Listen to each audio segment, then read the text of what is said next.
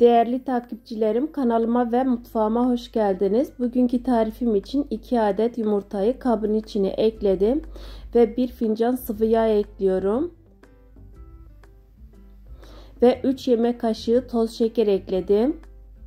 Şimdi malzemeleri biraz çırpıyorum. 2 yemek kaşığı ocağı sıcaklığında tereyağı ekledim ve 1 paket vanilya ekledim. Şimdi 3 su bardağı un ekliyorum. 1 çay kaşığı kabartma tozu ekledim ve şimdi hamuru güzel bir şekilde yoğuracağım.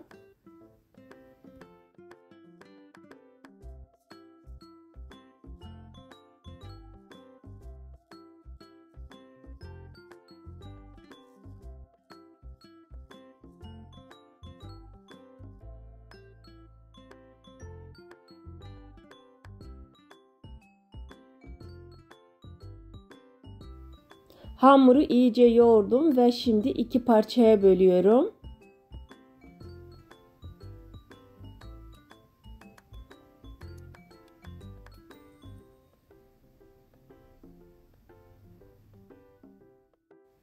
Tart kalıbının genişliğine göre pişirme kağıdını ayarlıyorum. Şimdi bir parça tart hamuru aldım ve merdane yardımıyla açıyorum.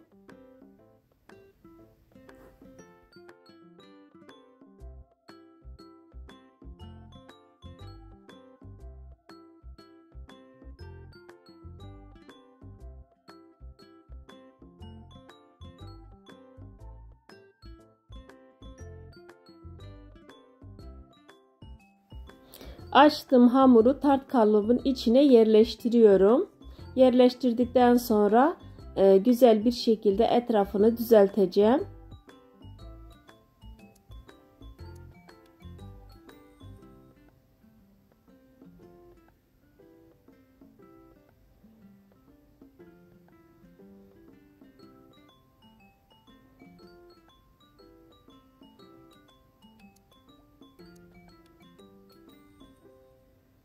Tart hamuru kalıba göre ayarladım ve şimdi etrafındaki fazla pişirme kağıdı kesiyorum.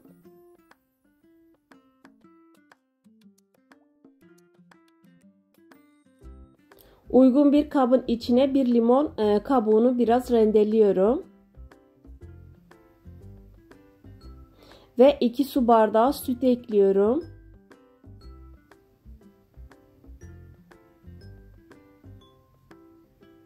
Üç yemek kaşığı nişasta ekliyorum.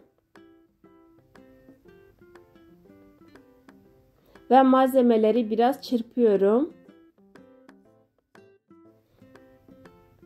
2 yemek kaşığı toz şeker ekledim ve 1 yemek kaşığı limon suyu ekliyorum.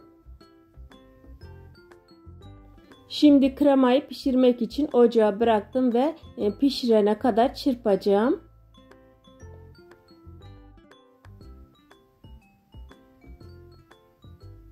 İçine 1 yemek kaşığı tereyağı ekliyorum. Ve tekrar çırpmaya devam ediyorum.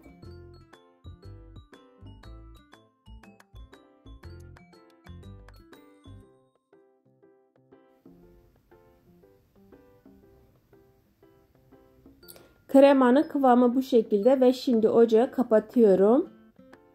Pişmiş olan kremayı tart hamurunun üzerine ekliyorum. Güzel bir şekilde yayıp düzeltiyorum.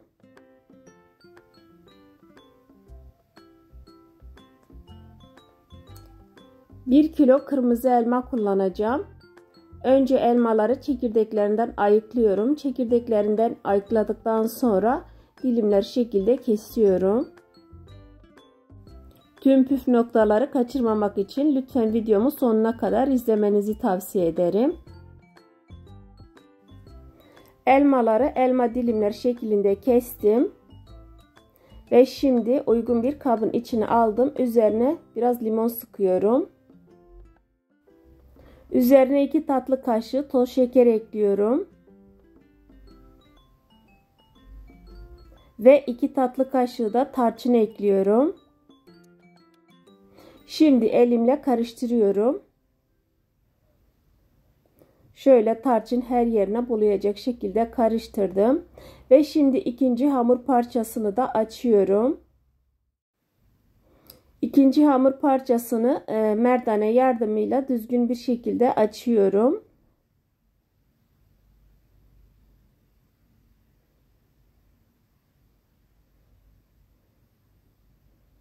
Düzgün olmayan kenarlarını rulet yardımıyla alıyorum.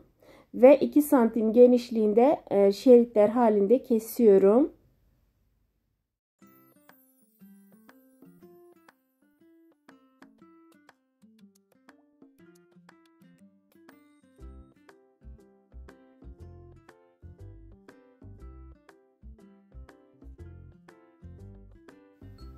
Bütün hamuru şeritler halinde kestim.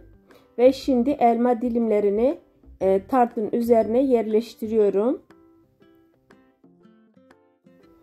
Bu arada videomu beğenip kanalıma abone olursanız gerçekten çok sevinirim. Eğer halen kanalıma abone değilseniz videomla ilgili görüş ve önerilerinizi yorum kısmına yazabilirsiniz. Videolarımı sosyal medya hesaplarınızdan paylaşarak bana destek olabilirsiniz. Şimdiden tüm destekleriniz için gerçekten çok teşekkür ederim. Önce bir sıra elmaları tartlı kremalı hamurun üzerine yerleştirdim ve şimdi de şeritler halinde kestiğim hamur parçalarını yerleştiriyorum. Şimdi tekrar elmaları yerleştireceğim. Bir sıra elmaları yerleştiriyorum ve bir sırada hamuru yerleştiriyorum. Çok lezzetli bir tarif oluyor. İçinde krema da olduğu için bildiğimiz elma turtalardan daha farklı, daha lezzetli bir tarif.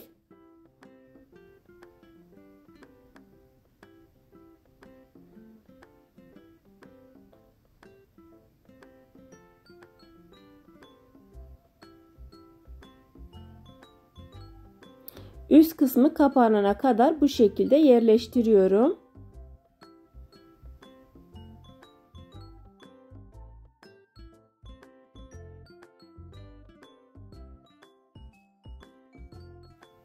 Şimdi üzerine çok az toz şekeri serpiyorum.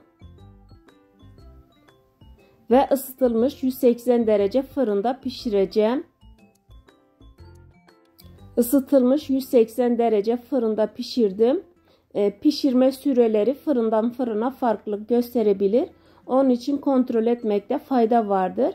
Ve şimdi alttaki pişirme kağıdını alıyorum.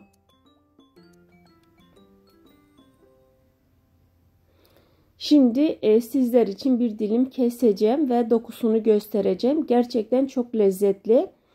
İçinde krema olduğu için yaş pasta tadında bir lezzet.